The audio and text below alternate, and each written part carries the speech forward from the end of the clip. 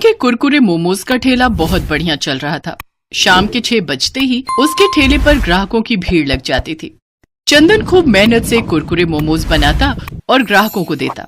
चंदन की एक खासियत थी, वो कुरकुरे मोमोज बनाने के लिए जो भी सामान इस्तेमाल करता था वो बहुत ही बढ़िया क्वालिटी का होता। उसकी यही खासियत लोगों को बहुत पसंद आती थी। धीरे धीरे चंदन के कुरकुरे मोमोज इतने फेमस हो गए कि अब वो ऑफलाइन के साथ साथ ऑनलाइन डिलीवरी भी देने लगा। चंदन भैया, 1 प्लेट कुरकुरे मोमोज लगाना। अभी लगाता हूँ। आपकी कितनी प्लेट करनी है? भैया 3 प्लेट लगानी है। हाफ प्लेट में कितने मोमोज हैं? अब हाफ प्लेट में 4 और फुल प्लेट में 6 मोमोज हैं। एक काम करो, फुल 3 प्लेट लगा दो है। चंदन रोजाना ऐसे ही मेहनत से काम करता। अब उसने अच्छे पैसे कमाने शुरू कर दिए थे। चंदन रोजाना सुबह सुबह ही कुरकुरे बनाने का सामान लेने बाजार चला जाता था। ताजी ताजी हरी सब्जियां, पनीर, तेल, बाकी की सामग्री जो भी उसे चाहिए होती थी वो बहुत ही बढ़िया किस्म की खरीद लेता था। एक दिन एक लड़का चंदन की दुकान पर आया। वो बहुत परेशानी की हालत में था। भैया कोई काम दे दो, मैं बहुत बीमार हूँ, मुझे पैसे की बहुत जरूरत है। इस शहर में नया आया हूँ, बहुत लोगों से काम मांगा पर किसी ने भी काम नहीं दिया। तुम्हारे बारे में यहाँ के लोगों से सुना था। भैया मैं मेहनत से काम करूंगा, तुम्हारे यहाँ काम करके मुझे 2 वक्त की रोटी मिल जाएगी और मेरी बूढ़ी माँ भूखी भी नहीं रहेगी।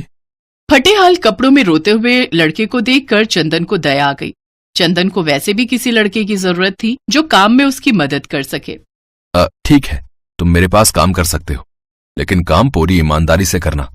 तुम्हारी किसी भी गलती के कारण मेरे ठेले का नाम खराब नहीं होना चाहिए। नहीं नहीं भैया, आप चिंता मत करो, मैं पूरी मेहनत से काम करूंगा। चंदन रघु नाम के उस लड़के को अपने ठेले पर काम दे देता है।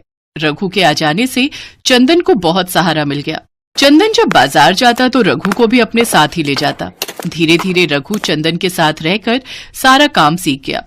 अरे वाह रघु, तू तो बहुत बढ़िया कुरकुरे मोमोज बनाने लगा है। मास्टर हो गया तू तो अब। चंदन भैया सीखा तो आपसे ही है ना। उस दिन जरूरत पर आप मेरी मदद ना करते तो आज मैं और मेरी माँ दर दर की ठोकरें खा रहे होते। रघु, जो मेहनत करते हैं, ईमानदारी से काम करते हैं, उन्हें भगवान कभी भूखा नहीं रहने देते। तुम ईमानदारी के रास्ते पर चलोगे तो हमेशा सफलता ही मिलेगी। चल अब जल्दी जल्दी मोमोज की प्लेट लगा, ग्राहक खड़े। हम यूं ही बातों में लगे रहे तो ग्राहक वापस लौट जाएंगे। अरे भैया ऐसा कैसे हो सकता है कि आपके ठेले से कोई ग्राहक बिना मोमोज खाए ही वापस लौट जाए। ये लीजिए भैया, आपकी 2 फुल प्लेट। नमस्ते चंदन भैया, कैसे हो? मैंने तुझे मना किया था ना, मेरे ठेले के आसपास भी मत फटकना। फिर तू यहाँ क्या करने आया? अच्छा, तो नया लड़का रख लिया, बहुत सही है। मुझे तो तुमने काम से निकाल दिया, जबकि मेरी कोई गलती भी नहीं थी।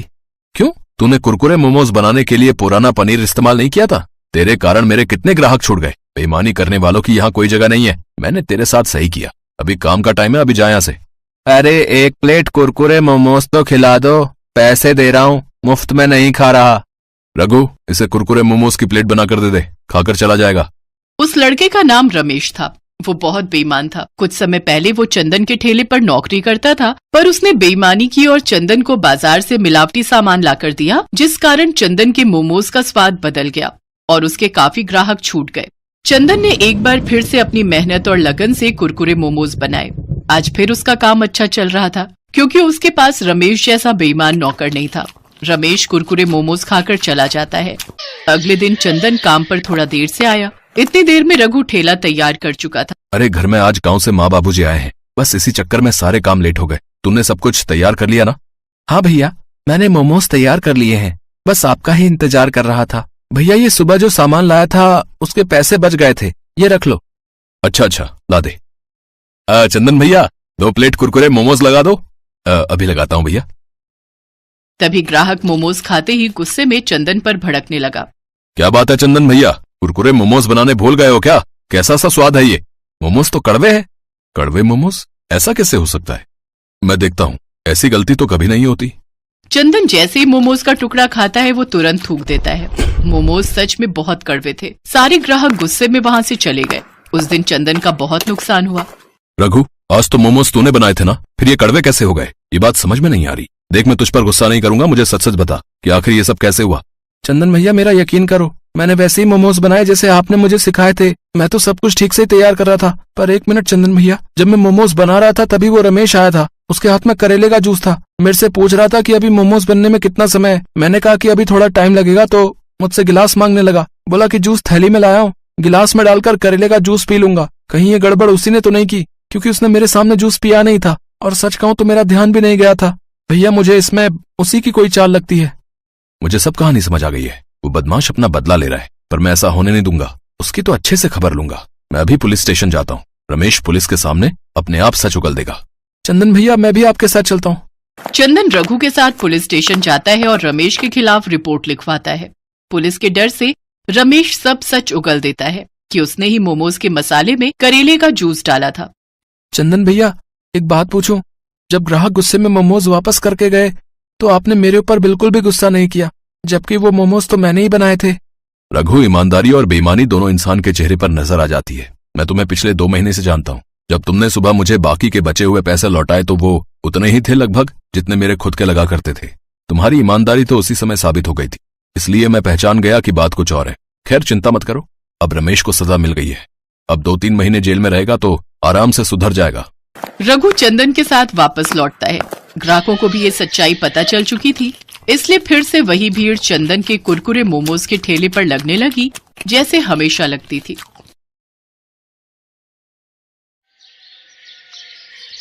ये कहानी है जग्गी पकौड़े वाले की। जग्गी की पत्नी सीमा और जग्गी दोनों मिलकर पकौड़े बेचा करते हैं।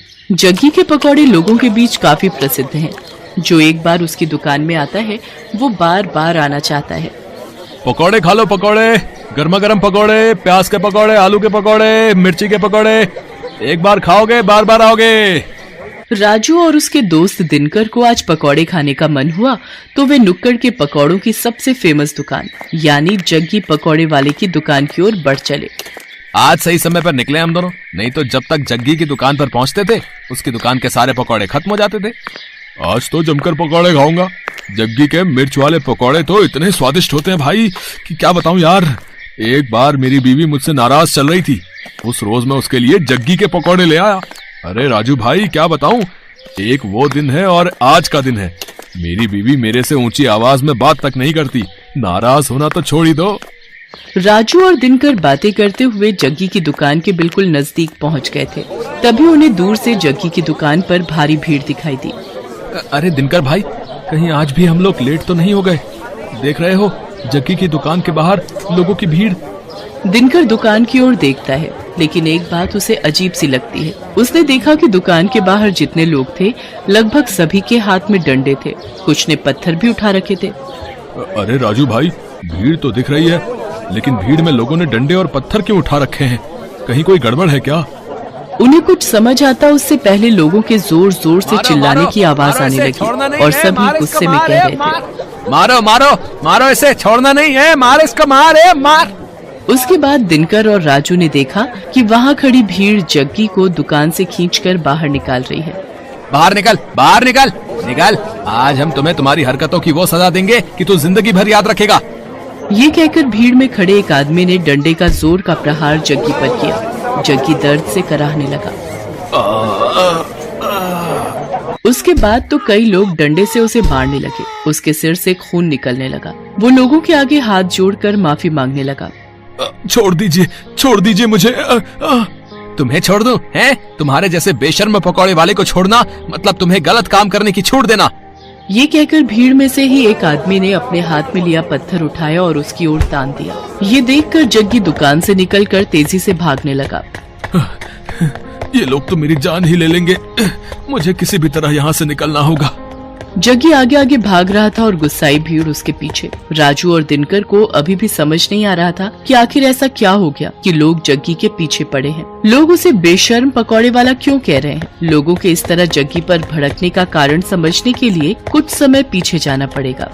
410, 430, 490, 500, आज की कमाई 500। अगर इसी तरह कमाई होती रही तो तेरे लिए चांदी की पायल बनवा दूंगा। अजी मुझे पायल वायल नहीं चाहिए।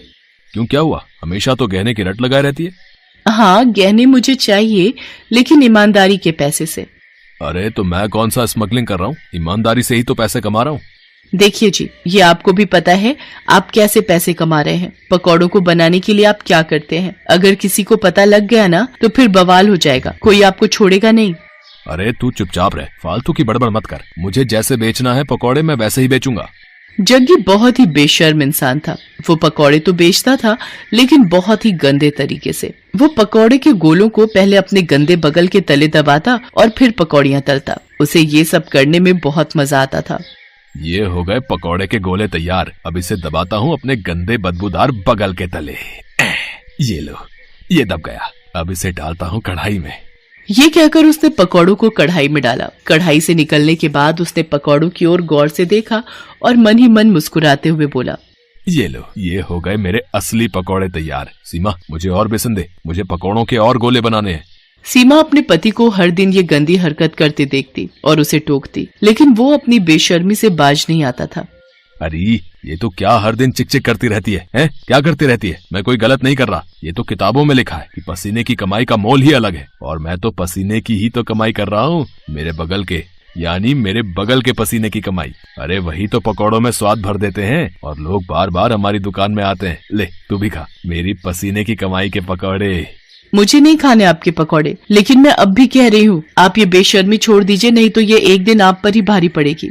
लेकिन जग्गी पर अपनी बीवी की बातों का कोई प्रभाव नहीं पड़ता। वो अपनी बेशर्मी जारी रखता और अपने ग्राहकों को जो उस पर इतना विश्वास करते थे उन्हें पसीने से सने गंदे पकौड़े देता। समय इसी तरह बीत रहा था और जग्गी की बेशर्मी भी जारी थी। इस बीच सीमा गर्भवती हो गई। सीमा बहुत खुश थी। जग्गी भी ये खबर सुनकर बहुत खुश था। वाह सीमा वाह, देख रही हो भगवान की कृपा कैसे भर भर कर बरस रही है हम पर। हाँ देख रही हूँ, तभी तो आपको कहती हूँ अब तो वो काम छोड़ दीजिए, अब हमारा बच्चा आने वाला है। अरे तो फिर से शुरू हो गई। तुझे क्या दिक्कत है, हैं? क्या दिक्कत है मेरी तरक्की से? कभी कभी तो लगता है कि तुम मेरी सबसे बड़ी दुश्मन है। एक बार फिर से जग्गी ने अपनी पत्नी सीमा को चुप करा दिया और अपनी बेशर्मी में लगा रहा। लेकिन वो कहते हैं ना कि गलत काम कितनी भी चतुराई से आप करें, एक न एक दिन आपका भेद खुल जाता है और फिर उसके बाद आपको उन सारे पुराने गुनाहों का भी हिसाब देना होता है जो आपने किया होता है। एक दिन की बात है, जग्गी पकौड़े बनाने के लिए पकौड़ों के गोलों को अपने बगल के नीचे दबा रहा था और धीरे धीरे कढ़ाई में डाल रहा था। तभी दूर खड़े एक आदमी की नजर उसकी इस हरकत पर गई। अरे ये पकौड़ी वाला जग्गी क्या कर रहा है भाई? है? अरे छी छी छी छी छी, मुझे तो उल्टी आ रही है इसकी इस हरकत को देखकर। उसने चुपके से जग्गी का वीडियो बना लिया और फिर उसकी दुकान पर गया। ओए जग्गी, तू तो बड़ा बेशर्म है, हैं? तुम्हारे ग्राहक तुम पर इतना भरोसा करते हैं और तू उन्हें गंदे पकौड़े खिलाता है, हैं? गंदे पकौड़े? ये आप क्या कह रहे हैं भाई? ज्यादा भोले मत बन और सच सच बता, तू पकौड़ों को तलने से पहले उसे अपने बगल के नीचे दबाता है ना? छी छी छी छी, ये आप क्या कह रहे हैं साहब? भला ऐसा कौन करता है? मैं तो पूरी सफाई से अपना काम करता हूँ। क्यों सीमा, बताना साहब को। सीमा ने जग्गी की बात का कोई जवाब नहीं दिया, बस अपना सिर नीचे झुका लिया। वो ग्राहक समझ गया कि जग्गी इस तरह उसकी बातों को नहीं मानेगा। उसने जो वीडियो बनाया था वो वीडियो उसने लोगों को भेजना शुरू कर दिया। जिसने भी उस वीडियो को देखा उसे उबकाई आने लगी। छी छी छी, बाप रे, मैंने भी तो इसके यहाँ के पकौड़े खाए थे। वो ऐसे पकौड़े बनाता है, इस तरह से तो वो लोगों की सेहत से खिलवाड़ कर रहा है। वो वीडियो 1 से 10, 10 से 100 और 100 से फिर लाखों लोगों तक पहुंचकर वायरल हो गया। उस वीडियो को देखकर सभी को बहुत गुस्सा आया और गुस्से में वे सभी जग्गी की दुकान पर डंडे और ईंट पत्थर लेकर पहुंच गए। आज छोड़ना नहीं इसको, हैं? इसकी सारी बेशर्मी आज हम निकाल देंगे, मार देंगे इसे। हाँ, आखिरकार लोगों ने उसे पकड़ लिया। एक बार फिर से सभी उसकी पिटाई करने लगे। तभी उसकी पत्नी सीमा भागती हुई वहां आई और लोगों के आगे हाथ जोड़ते हुए उसने कहा, मैं जानती हूँ कि इनकी गलती माफ करने के लायक नहीं है। इन्होंने आप लोगों के विश्वास का खून किया है, आप लोगों की सेहत के साथ खिलवाड़ किया है, लेकिन आप लोग इन्हें मार देंगे तो मेरा बच्चा जो अभी मेरी कोख में है उसके सिर से पिता का साया उठ जाएगा। भगवान के लिए मेरे कोख के बच्चे पर रहम कीजिए और इन्हें छोड़ दीजिए। एक गर्भवती औरत की गिड़गिड़ाहट को सुनकर लोगों का दिल पसीज गया और उन्होंने इस वादे के साथ जग्गी की जान बख्शी कि भाई कान खोल के सुन लो, हाँ, हम तुम्हें छोड़ तो रहे, लेकिन अब कभी इस तरह और इस जगह पकौड़े ये नहीं बेचेगा। इसे ये जगह छोड़नी होगी। सीमा ने उनसे वादा किया। जग्गी को वो जगह छोड़नी पड़ी। जग्गी को बार बार उसकी गलतियों के लिए आगाह किया जा रहा था, लेकिन वो अपनी आदत से बाज नहीं आ रहा था और एक दिन उसी आदत के कारण न सिर्फ उसकी जान पर बनाई बल्कि उसे अपनी वो जगह भी छोड़नी पड़ी जहाँ उसकी दुकान बहुत चलती थी। आज जग्गी जहाँ भी अपनी दुकान लगाने की कोशिश करता है उसके पुराने कर्म उसकी राह में आ जाते हैं। अब उसे अपनी करनी पर बहुत दुख होता है, लेकिन वो कहते हैं ना कि अब पछताए होत क्या जब चिड़िया चुग गई खेत। तो हेलो गाइस, आपको वीडियो कैसी लगी है कमेंट करके जरूर बताना। हमारे चैनल को सब्सक्राइब जरूर करना।